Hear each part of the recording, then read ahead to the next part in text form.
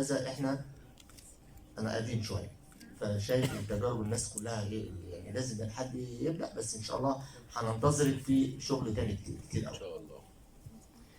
بشكل عام انت عملت شغل حلو قوي، الحمد لله. بس ملحوظاتنا بالنسبه لي الجزء النص الاولاني في الفيلم كان زي ما قال الاستاذ محمد صفوت بطيء شويه.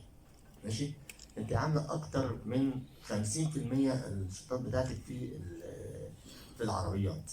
ليه؟ مع يعني كتير قوي قوي كتير، كل شغلك نص اكتر من 50% من الفيلم في العربيات. عندك اكتر من 80% كلها مشاهد ليليه. مش عجباني بقى، مش عجباني مشاهد ليليه، ما بتعجبنيش قوي. ماشي؟ عندك مشاهد حلوه جدا جدا زي ما قالت الاستاذه ايناس، مشاهد في النص الفيلم الاخير كانت مشاهد لحد ما كويسه جدا. في جمل ما كانتش عجباني، مثلا ايه؟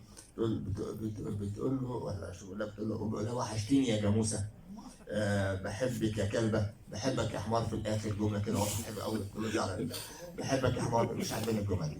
ليه؟ احنا قلنا ده فيلم حلو ونضيف وبدا يشتغلنا في الرومانسيه زي ما قال الاستاذ احمد. طبعا الافلام اللي موجوده كلها اكشن وكوميدي. الكوميدي حلو. دي رومانسيه. ها؟ دي رومانسيه. دي رومانسيه.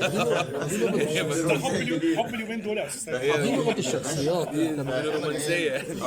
فيعني احنا كل واحد بيعبر عن مشاعره بطريقته. يعني عايز اقول حاجه ليكي كده بس بيني وبينك من غير ما حد يسمع.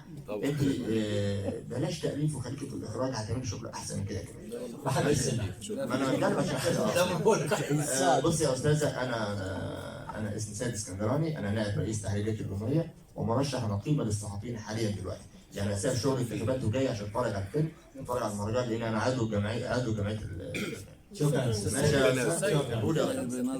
ها؟ بتوع 2-5. شكرا يعني. وطبعا